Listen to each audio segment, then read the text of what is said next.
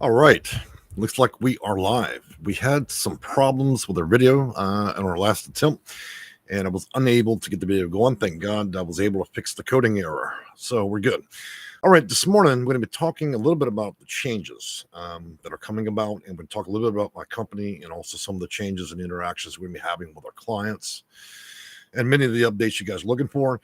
This is also a great opportunity for those of you that watch quietly in the background to know that we do have live chat. And if you have questions, I will attempt to answer them. And as long as they're not too complicated, okay, that require a long session of me typing.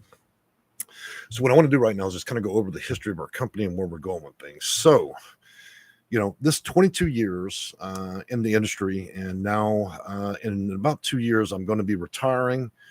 And we've had a great run across the board, but like all good things, we want to be able to serve our customers well. And I think that probably somebody from a younger generation that can stand being on the phone and working a lot of hours would benefit probably from service in the community. Hopefully, we find a good replacement for myself. But until that happens, um, I think that we'll keep going. All right. So for the month of April, I'm going to reduce the cost of casework. Many of you guys are struggling. A lot of you guys have tried everything you know how to do to get housing vouchers and deal with your housing situations. And I think a lot of that reduces down to one factor. It takes an incredible amount of time to understand the system. And sometimes just putting a pen to an application isn't sufficient these days. We just came through a pandemic. It changed a lot of rules, a lot of policies. And of course, there are a lot of people that want this. The good thing is, when you look at a span of a year, there are times when it's more difficult. There's just simply more people wanting to apply, which means your opportunities to get a housing voucher are much more difficult. And in that respect, I would tell you that, I would say September, October, November, December, January, February, March, and April are great months. Okay. But as we go into summer, it's going to get more difficult. And so here's where the first update comes. We've expanded casework now, the same exact cost we've always had it. And let's think about this logically. We were offering 4 months of casework as an opportunity to potentially get a client a voucher. Okay. It's a lot of work for us and it's a little bit of work for the client. But let's be honest, summer's rolling in. And now that the federal budgets are no longer, the coffers are no longer open, it's getting tougher to get these vouchers. Let's just be honest. So we've expanded at the same cost. Rather than giving a client 4 months, we're giving them 6. And why are we doing that? I'm not suggesting as a company that we need additional time to work on client cases. What I'm suggesting is I'm finding more often is even after clients get vouchers and move into housing, there are other issues that pop up that regretfully clients will come back and they wish they had more time with us. So at the same cost, we're just expanding it to 6 months. I still think the dynamics of getting vouchers can still be approached at 4 months, but I think that it would be wise during the summer times for us to expand that at no additional cost to anybody. That means even after you get a voucher, you get a problematic landlord or a pain in the ass worker at one of the housing authorities, you're having an issue with other things, then that would allow you opportunities well beyond the point. Okay. Now, one thing that I'm also going to be discussing is April will be the last month in which we actually process payments for debit cards and credit cards specifically for casework. Why? Well, I'm being hit so hard by payment processors for fees. Okay. Look, when you look at this, if we're billing $6.95, which is a lot of money for most of you that are on a fixed income, okay, that is a lot of money. But the reality over 6 months is you're really paying about $23 a week. If we broke it down by the day and efforts put in, you're actually only paying me dollars, a couple of dollars per hour. Now, I'm not suggesting that over the course of 6 months that we're working around the clock specifically on your case and putting in 8 hours a day, but I think you see the point. It's the best value that you'll probably find out there. So for the remaining month of April, we have decided to switch payment processors to PayPal. Now, PayPal clearly has good and bad reputation, but we're using it from a business standpoint, and so they would allow you to be able to use their pay later and also the option to do I think pay in four. We've all used that. Hell, I even use it to pay in four. It is rather convenient. And so those options will become available to you as of today for casework. Now, after April, what we're going to do is We're going to move over to just checks and money orders. And yeah, it takes a few extra days to send something priority mail. You go down to the USPS, you mail a check or a money order. But as it stands, we can't continue to operate functionally with paying these absurd interest rates and higher amounts. And the higher the amount you're charging, the more they hit you.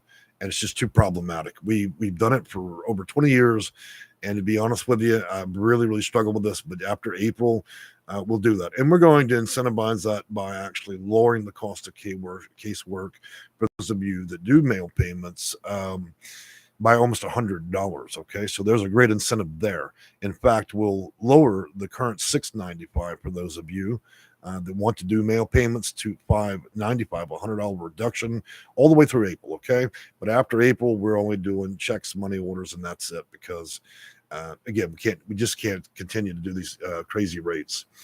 About our history, let's talk about that real quick, about Section 8 consulting and what we've been doing. And I also want to make you aware and I'm going to keep repeating this in many videos, we'll be doing a live video with the Legal Aid Society. I'm going to be giving advice to both attorneys, landlords, and tenants. Okay. And so it's a good way to establish my ability and knowledge in the field, especially if attorneys are willing to take my advice. Most people know that I am one of the number one consultants in the country. There's usually not a second close to me. There are other types of consultants. There are 403k consultants that deal with building aspects and codes. But when it comes to being able to get the job done, I think after almost 300 reviews and not nailing a single one as a bad one, I've done a pretty good job. But that's not to suggest that we have not had any problems. We certainly have. And in an average year, there's always 4 or 5 clients, no matter what you do for them, they're always going to be who they are and be a problem. And sometimes it may be a little bit, but I would say out of around 800 to 900 clients a year, and I can count on one hand how many times I can say that a client was disgusted with us. That's pretty good, because anybody selling a reputation that's flawless is probably somebody you shouldn't trust. So we don't have a flawless reputation, and not all cases do yield a voucher, and that's probably where people get upset. But let's be honest. In a real world, we have to be honest. This is a tough system. It's hard to navigate. It's hard to get what you want, and there are some associated risk. But in most cases, it does work out. Otherwise, I wouldn't exist these days. So I want to talk to you all again about the company real quick and go over some of the dynamics. So as many of you know, my name is Jay Reulet. I am the owner of Section8Consulting.com and have been for a while. As it stands now, about 22 years of experience. And I have been pretty much an excellent success rate working with applicants, tenants, landlords, getting people into low-income housing, helping them navigate the Housing Choice Voucher Program. My consulting experience includes reading thousands of housing authority manuals, continuum of care manuals covering everything from operations, procedures, policies, assessment manuals, algorithmic data, ranking data, data manuals, and every piece of legislation in federal code, including Code of Federal Regulation and Title 24. I've read most of that stuff over the years as it continues to evolve. And of course, with each new presidential election, policies change. So does the head of the HUD and all of their policies. So that's pretty dynamic. I'm not simply giving out advice based on something I've looked up in Google. I actually look at the people that underwrite all the policies and procedures for all housing authorities. Housing authorities are a lot like donut shops, in my opinion, because every single one of them, while they do follow a federal mandate, they have very different policies for each single one. That means me having to essentially track them across 50 states or up to 2,800 housing authorities, all of which have different ways of operating and doing business. So being an expert in one city or town is not an option in my field. You have to be an expert nationwide. Why? Because vouchers in their essence are funded federally. And when they're funded federally, that means that if you're going to consult, it's going to be for the entire U.S., not just one zip code. And I would advise against taking advice against a person that seems to be an expert in Boston and all they know is one housing authority, because if you don't understand as a whole how all of them operate and the common realities what connects these housing authorities, then it's unlikely that a person like that would understand the totality of what to tell people, what to do, and how to get through the system efficiently. Now, a quick update. I want to tell you guys, many of you have seen cats in our videos. That is not a ploy. I'm not setting up the cats. I do cat rescues. And the reason I'm bringing that up is mostly I wanted an update about our cat real quick. And I'm going to give you a quick update for those that are pet lovers. If you're not a pet lover, boy, we're really going to have a rough time with you guys watching my channel. So the Siamese is our last pregnant. She's due any day now, and I'm hoping to post some pictures when she does. I'm hoping it will not be like our other cat that I had 4 kittens at 3:30 in the morning and left me a bloody mess everywhere. But that's coming up in another video that'll be separate. All right, so beyond that, guys, we're starting now to get into summer, and so this is a position you should really take. If you're thinking about doing this, you've given your best effort, you're losing sleep overnight, you don't know what to do, you're struggling with a parent, somebody that's elderly, or maybe you're just a single individual that's got disabled children, whatever it may be, I would strongly advise you guys to act now rather than in the summer. Imagine housing authorities kind of like a Black Friday sale. During the normal season, nobody's in line at 3 o'clock in the morning to get that discount TV, right? But during Christmas, they are. Summer's like that. If you're ever considering doing this, you better do it. And this is that warning that I've been given for a couple of months. You better act now, because if you come around, whether it's me or another consultant, and you decide you're do this in the middle of July, you're going to be making a horrifying mistake, okay? It's going to be double the crowd, less the funding. And as many of you know, in 2022, they issued the last big round of funding in October. I believe it was October 22nd. So that means those federal dollars are starting to really dry up now. So you have to act before it gets bad. Otherwise, you're probably not going to see or yield a great result probably till late October 2023. That's why it's important to do so. So, man, you guys are awfully quiet. I was hoping there would be questions here today. I guess everybody's sipping on coffee and not quite ready to ask questions. So again, I want to reiterate that our company for casework, if it's a mail payment, will be $5.95. You can check it out throughout April. And you can use pay later and all those things if you like, okay? After April, we will accept credit card and debit card payments for the smaller consults because it doesn't cost us that much. But for casework, after April, so that would be March 1st, we will no longer accept credit payments for casework. You can still book the smaller things. Another thing I want to make you aware of, guys, look, if you have a complex case, okay, it doesn't fit the window of what we're offering specifically in our booking software, because many of you know we offer 15 minutes, 30 minutes, right? I'm going to suggest to you this. Reach out to a company, tell us your story, and then maybe we can tailor something that's more suitable.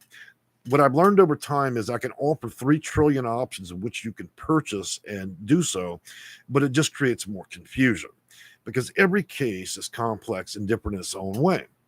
If you've got something like that, it's easier for me to hear the story first and then figure out if we can tailor something, because sometimes it doesn't require you booking 6 months of casework. Sometimes it only may require our office working with you for a couple of days or a couple of weeks. And so if you find that case to be unusual, then that. If you just need simple advice to help you out and you're on your own mission, you're a DIY, do it yourself, book the 15 minutes. If you feel that you've got a stronger and compelling story, just you need more time to talk, book the 30. If you're seeking a voucher, book casework. If it's anything else, okay, any other problems with discriminations, problem with landlords, housing authorities, portability, and a million other issues that could be out there, then I would suggest booking a very short consult, and then we figure out how much time would actually be required to work with that, okay? All right, so finally people are commenting, which I'm glad to see a few of you here. Jimmy Bennett, yes, tell it like it is, get up and get it done. I always certainly try to do so. I've been up since about 4 in the morning. Derek Rogers, good morning, and how are you, sir? Jimmy Bennett goes on, absolutely love your channel. Mary Pennington, asking live in Minnesota, looking new place, section 202. So for those of you who don't know what section 202, that is subsection 202 of Code of Federal Regulation, describing HUD and Congress issuing funds in respects to those of you that are seniors with disabilities. There are lots of subsections of Federal Code of Regulation. In fact, we'll go over a few real quick. So we've all heard of Section 811.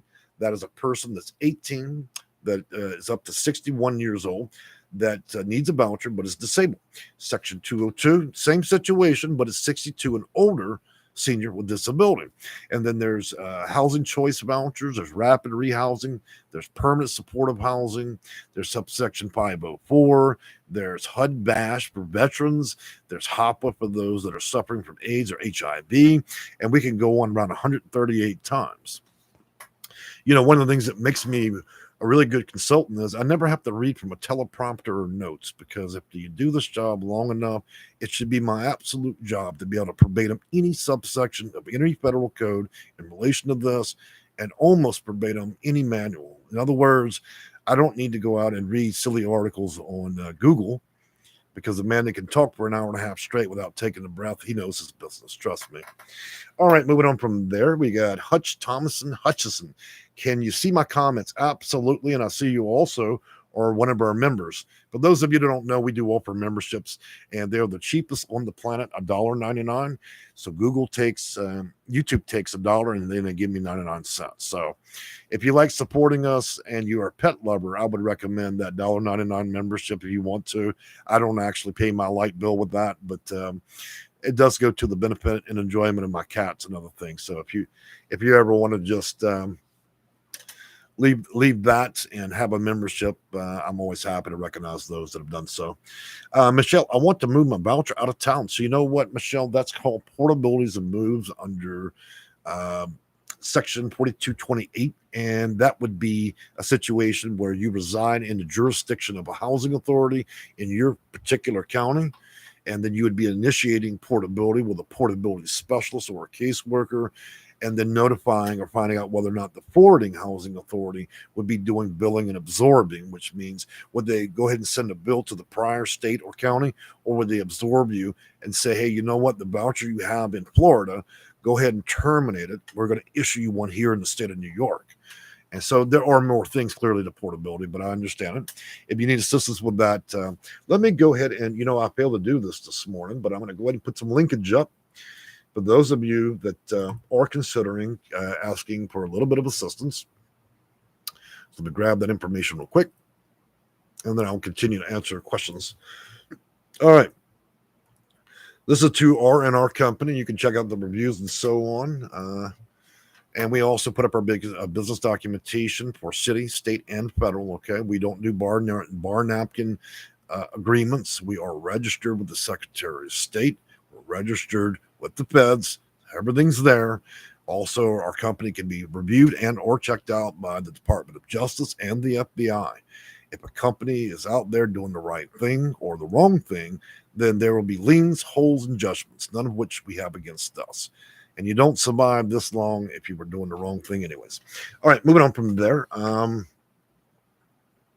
Jimmy Bennett, I want to port to Hawaii. How can I do this? Well, Jimmy, that's a bit of a conversation, and it would take far too long to sit here and type all that out.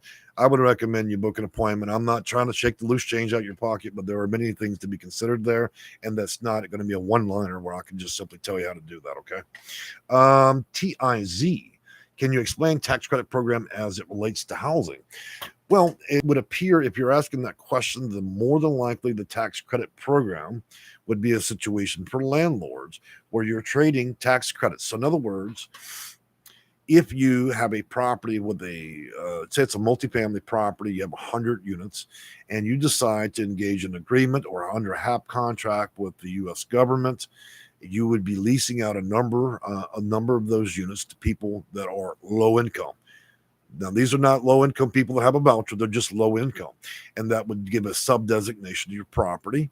And you would be able to have the government give you big tax credits in trade of or in lieu of the ability to accept those that may be disabled and seniors and other people that are just simply low income. Okay. That's a very short answer to a very long question, in my opinion, but that's the best that I can give you.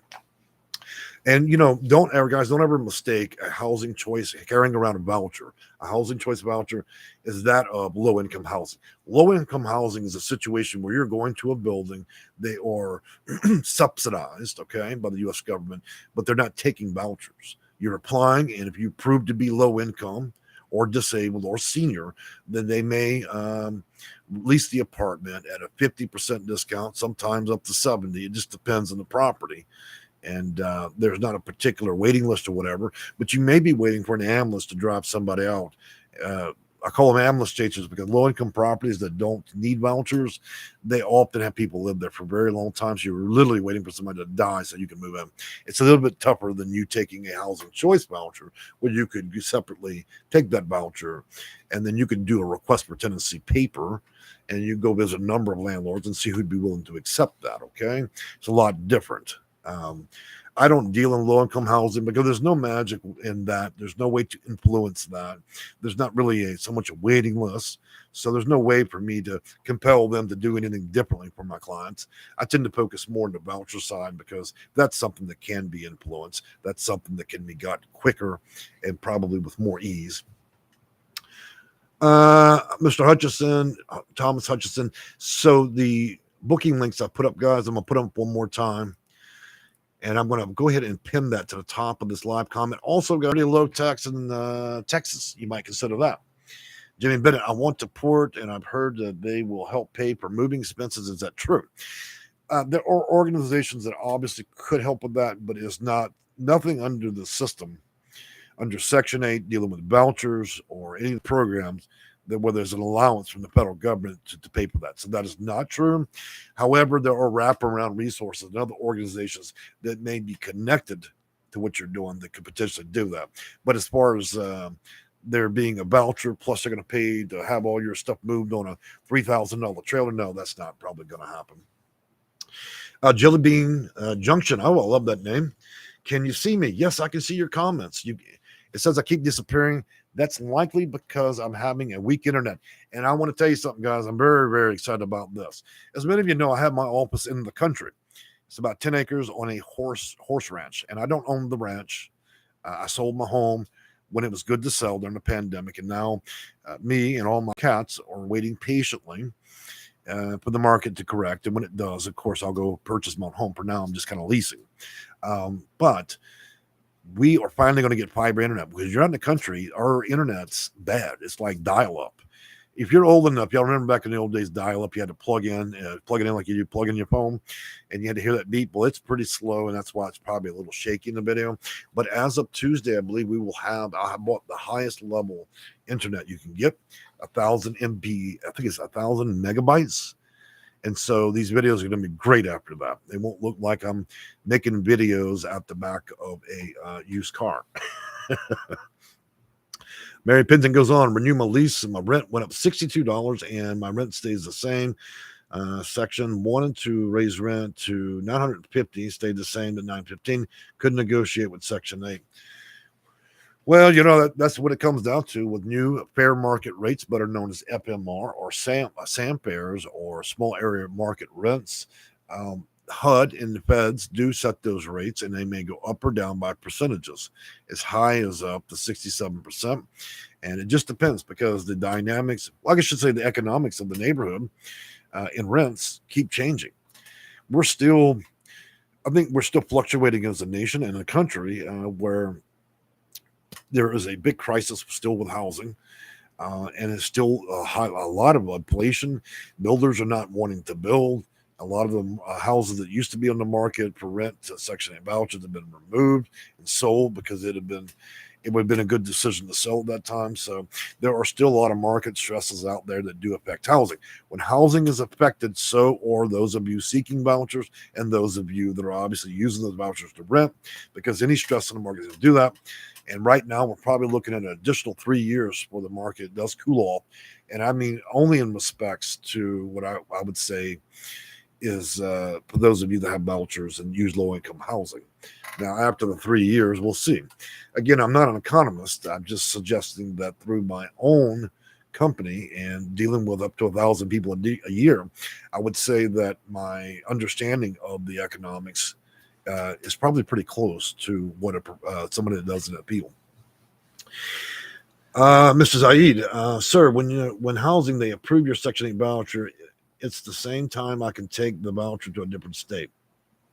Okay, you wrote that in an interesting way. I got to reread it again and see if I can see if I understand what you're saying. Oh, you want to know if you receive a voucher, can you take another state? So let's talk about the portability and the misunderstandings of portability. But before we do that, I'm going to have a sip of coffee. So the old time honored thing, everybody that reads Google says, "Oh, Jay, look, man, it's you can't get portability unless you live in the county for 12 months." Well, that's simply not true. It never has been. Here's the reality. Roughly 30% of housing authorities in the nation will grant portability. You could be in New York and you can apply in a county in Florida, and they can decide to grant portability within days. The other 70% on the market, the housing authorities out there, may say that they prefer only those that are local. So while the odds are not level, you've got a 30-70 chance with this, okay? Is there any way to determine who's going to grant instant portability up front, like right now? No. A lot of that stuff, like with our company, we end up sending out open state and federal requests to in-house counsel, to their PHA or public housing authority. And at that point, we kind of learned that for us to continue to send out those kind of attorney letters to PHAs to figure out portability across 2,800 counties the administrative cost would be too great. So it is one of the few things that is a bit time consuming, and we're not always certain about to the last minute. Michelle, can I buy a house with my housing choice voucher? Well, the answer to that would definitely be no. But I think I think that what you meant to say was, can you utilize the voucher to get into the HUD home ownership program? Then the answer likely would be yes. The second question you should be asking, and there's many more. The second question you should really be asking yourself is, 20 years ago when they created that program, almost nearly every housing authority offered it. Now that 20 years have come to pass, HUD homeownership program is not offered by every housing authority. So your very first step would be to determine which housing authorities even offer that program, and then you would need to qualify. And then let's not also forget that you must meet standard lender requirements. Okay, there are a bunch of classes and other things there, but you, as far as you walk into a real estate agent and handing them a voucher and say, "I'd like to purchase that house," that's not going to happen. So I'm just saying that, paperwork and logistics and other things that are involved with that to get approved, there's a great deal more to that than you're probably wanting an answer to. Sharon Monette, I'm already in the program, so will an extension of time apply to me? I don't quite understand the framework of that question. I'm already in program. Well, why do you want an extension? So that's the question here. What are you trying to extend? If you have a voucher, have you used it? Have you rented something, or you just have a voucher and you haven't done nothing with it? There's a lot more to that. So I can address that, or my suggestion there with many things is, if you want an actual educated answer about things, guys, asking a bunch of questions in a live chat usually is going to be sufficient for me to give you an educated answer, because I don't know enough about you. I don't know about your case, and I certainly don't know your intentions. These live chats are more about me answering simpler questions, and that one's not going to fall under the simple part, because there are a lot of other additional questions needed, and I can't spend just 30 minutes typing out answers in a live chat. So I don't mean that to be offensive. Mary Pinton, I've decided not to move out of the state. Well, that certainly is your prerogative. Glenna McKenzie, hi. I think you skipped me above. Actually, Miss McKenzie, I don't even see your comment there. One of the things that YouTube has not excelled at is sometimes clients do comment in live chat, and I may not even see it in there. Okay, there's little I can do about that. Sometimes it just has something more to do with the way that YouTube does this. Okay, so maybe you'll ask again. Hutch Thomas and Hutchison, if I mail my payment, do you all work the scheduling after receipt? So I'm going to go back over the last part real quick for you guys, so I clarify the last few issues. For April will be the last month we'll be accepting credit card and debit card payments or bank card payments for casework only. The smaller consults for 10, 15, 30 minutes, we're fine with that. But because of the cost of processing fees and all that, we're not going to process the bigger payments through credit cards.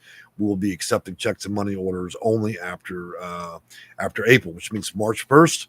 If you're going to book casework and only book the casework, then that would be by check or money order. And And in that case, what would happen is we would book your appointment for you manually, which means you'll get a notification by email, and then you would get a notification by text apprising you of your appointment. Of course, we discuss it with you. And then after the appointment, then we would be going over an 8-page contractual agreement, which we will be forming KYC, know your customer, and it will require several signatures there. Then we'll be sending you linkage to our case management file system, which would bring up a case file, which requires signature and a copy of your identification. So we go through a whole little process.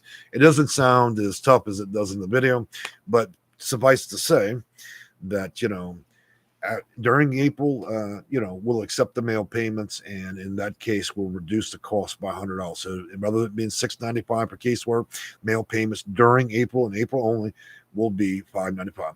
After April, and for the rest of eternity, we'll no longer accept credit and debit cards, and at that point, we'll just be accepting check or money order, which is pretty standard. I think most people operated that way for decades.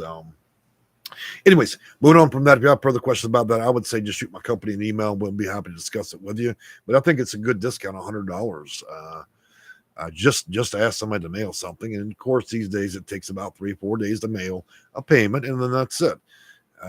It takes about that much time for us just to clear the contract. So it isn't like you're putting in that much more effort.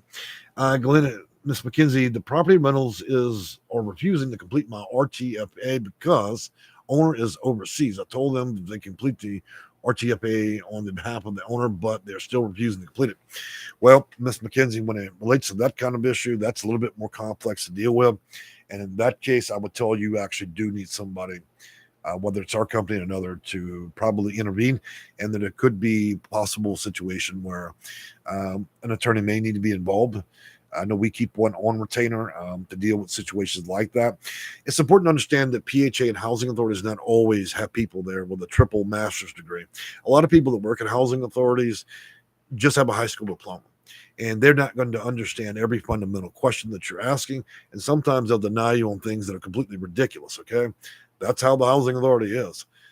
That's why it's important that's with our company, we use an attorney, because sometimes you have to teach these employees what the federal rules are and then make them comply. If they fail to comply with those federal rules, and also whatever policies and procedures they have in place, then that allows us an opportunity to rectify that through arbitration or to use an attorney to compel them to do so.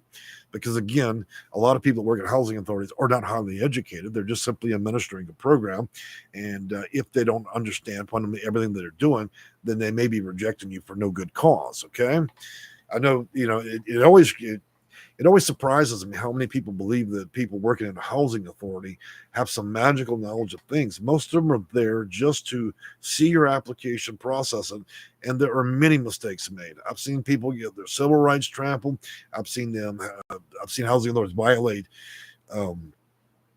not only their civil rights, but their disability rights and many others. And matter of fact, if you look up on Google and type in lawsuit and the words lawsuit and housing authority, you'll see that there are hundreds of housing authorities that have been sued from employees denying and doing different things that didn't actually fall in line with federal rules. So it's not like I need to invent that part.